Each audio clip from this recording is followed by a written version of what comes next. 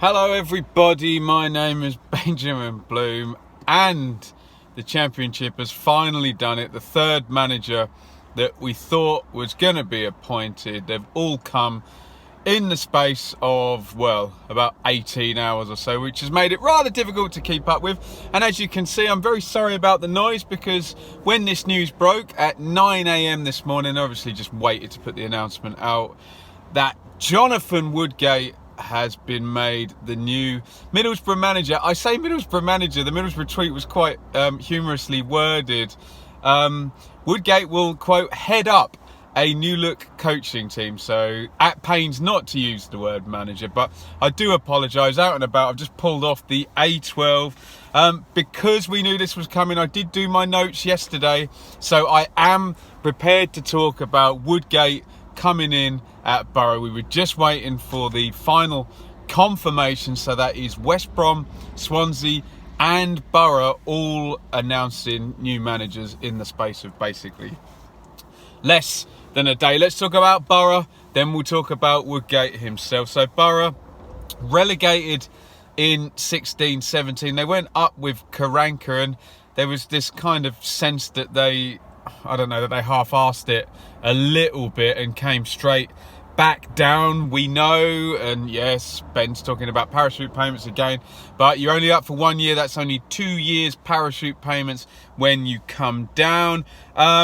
Gary Monk is the guy they bring in to bring them straight back at the start of 17-18, and money was spent. They did gamble the parachute money. I know there was a couple of sales into the bargain, but man, Assombalonga, Braithwaite, Fletcher, Howson, Randolph Shotton, Christie Johnson. So Steve Gibson very much going down that route of, right, let's get championship hardened players, or players we know that are experienced and can operate in this level, to get us back out. Sometimes it works, sometimes it doesn't, because on the 23rd of December 2017, out goes Gary Monk. He was there about 6 months, wasn't he? If he started in June, and in comes Tony Pulis, who just mobilised himself on the TV and went straight into a job, I think, there.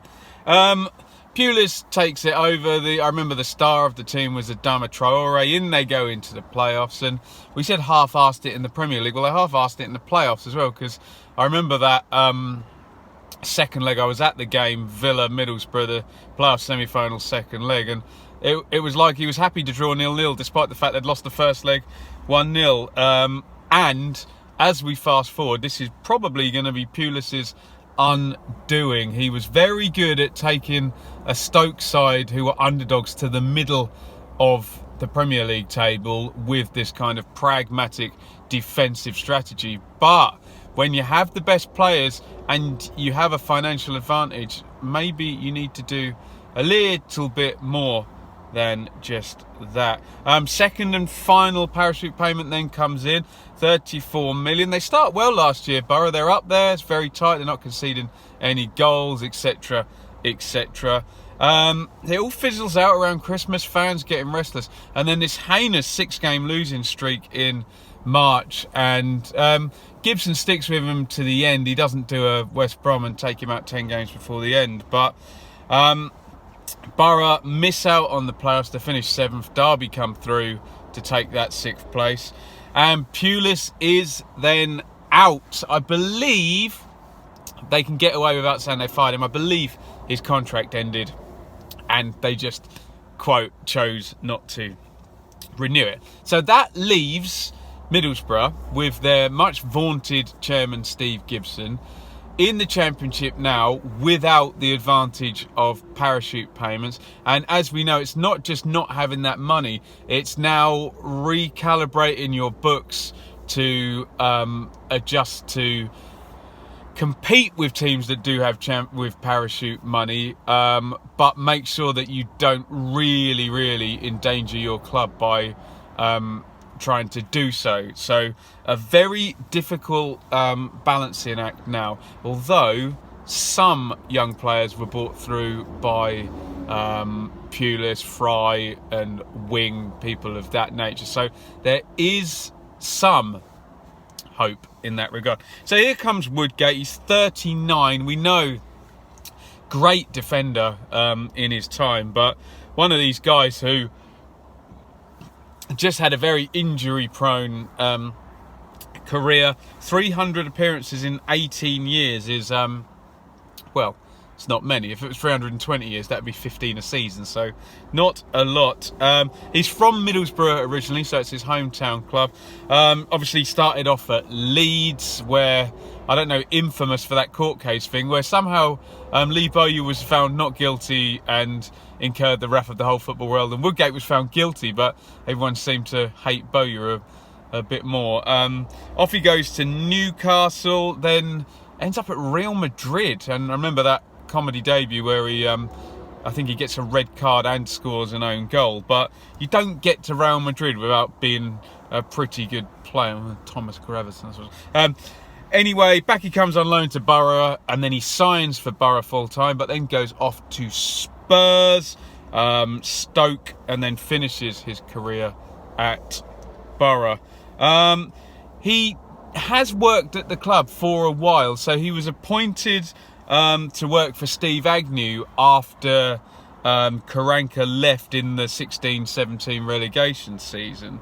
But when Monk comes in at the start of the next season, he brings in his own guys at the kind of higher coaching level. And Woodgate stays at the club, though, and goes to the academy. When Pulis comes in, which I guess is only 6 months later, isn't it? He brings him back as coach. I don't know whether he was actually the assistant coach or just one of the coaches. Someone smartened me up about that. So that's where we are with the situation. Woodgate then makes the transition through, and it's this classic thing of taking somebody who's already at the club and putting them into the managerial hot seat. In terms of Woodgate, well, it's nice to see a young manager get a chance. It's nice to see someone go through their hometown club and be promoted into the manager's position. Obviously, we have no evidence that he's going to be good. We have no evidence that he's going to be bad. We know nothing about his role as a manager because it's his first job. So some people will say, oh, Gibson's doing it on the cheap. Gibson's just got a small name in there to, I don't know, to fudge it somehow. On the other hand, we then have the argument, oh, Gibson's promoting from within. Gibson's giving a young guy a chance. Really?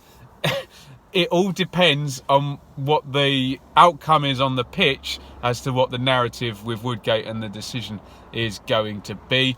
Boro were very keen in their tweet out linking to their story. Oh, we've had lots of people interested in the job. You would think nowadays the more big name managers, and we've now got Bielsa and Bilic in the Championship, you'd think they would gravitate to the parachute moneyed teams. So it is going to get harder for teams like Boro, albeit big club, albeit big history. They now don't have those two big payments coming in. So possibly this might be a good way to go with it. There's a quote from Woodgate earlier in the week talking about the style of football, and this does start to worry a little bit. Obviously, I'm an Ipswich fan, and we had Mick McCarthy playing this very dull, pragmatic, simple, straightforward football, and then when that was tried to change too quickly, oh, did it go wrong. The big difference here is that Ipswich Town players under Mick McCarthy are not as high calibre as some of the names you have at Boro. So they're better players. He probably doesn't want to turn it all upside down very quickly, but certainly Boro were very defensive and very pragmatic. Normally 5 at the back with the wing backs not very, very far forward, and sometimes 3 holding. Sometimes it's just basically a 5-4-1 with good players and good money spent there. And I think the idea was he was going to churn it out, and he didn't. So I'm interested to hear that Woodgate wants to implement whatever style, but they just need to be careful of how they choose to do that, because hey, look, the players might be a breath of fresh air to them, and they might all take to it like a duck to water. Sorry, that's two cliches in one sentence. And really love it because it's like they've been freed and they can go and play. So really interested to see that. In terms of Boro as a club, you have to be worried. I know there's often empty seats there at the stadium, and you take out those big cash injections. And it's not like the old days where Steve Gibson can pile a load of money in now. We saw Birmingham punished for breaking FFP last season, although remember it's a 3-year rolling rule, and Boro shouldn't have made £13 million worth of losses in the last 2 years, because here it comes again, they had the parachute payments.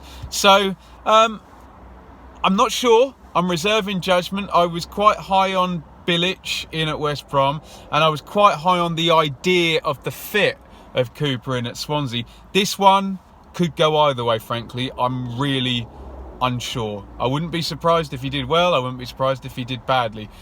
This, with the little evidence we know of Woodgate as a manager, which is zero, although we know he has coaching credentials, really, really hard one to call. So very interested, as always, to see what people have to say in the comments. What do you think of Woodgate? What do you know of him as a leader, as a manager, as a coach? I know very little, so any information would be helpful. What about Boro, as in coming off a pragmatic manager, probably wanted to change style, but they've had the 75 million come in. That's not going to be on the books for the next year. Gibson can't throw money. How's this going to look? And are they going to slide into mid-table maybe? Who knows? Let me know what you think in the comments about Woodgate, about Boro, about the fit of the two, and maybe who's made the best hire out of West Brom, Swansea and Boro. Let me know. Thank you very much, everybody, for watching the videos this week. It's been a bit of an annoying one because we knew all three guys were coming in, but they waited and waited to announce them, and then obviously, like buses, 3 come at once. Follow me on Twitter at Benjamin Bloom. Ask me stuff on there, and you can keep up with all the videos. I post them on there. Obviously, the best way is to subscribe to the channel, hit the bell. Loads and loads of championship content. It's been a very busy news week, so lots of good stuff to catch up on this week. Thank you for watching, and let's look forward to the landscape, which is now completely changed, with 3 new managers coming into existing clubs and 6 new clubs coming into the championship. So that's 9 managers that we didn't have here last year. Looking forward to it.